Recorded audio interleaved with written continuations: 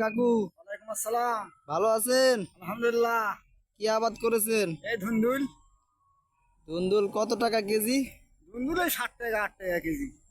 কত টাকা খরচ গেছে এই মেদাতে আপনার ধুন্দুল করতে? 20,000। এই পর্যন্ত কতবার ছিঁড়েছেন? দুধ দাম নেই, বেশি মাত্র 20,000, তোমার 10,000 টাকা। 10,000 টাকার বেচছেন? মাথায় আপনার হাত। মাথায় হাত।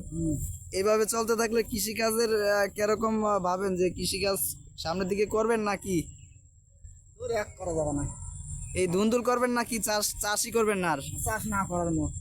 মানে দাম নাই, দাম নেই, 60 টাকা 8 টাকা কেজি পোষায় না? পোষায় না। কেন পোষায়?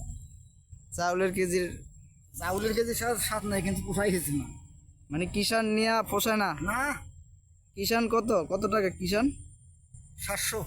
700 টাকা কিষান, তাতে পোষায় না? না,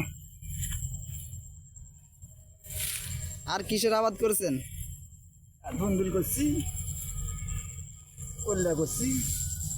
কোনো কিছুরই দাম নাই নাকি? দাম নাই, দাম নাই, কোনো দাম নেই।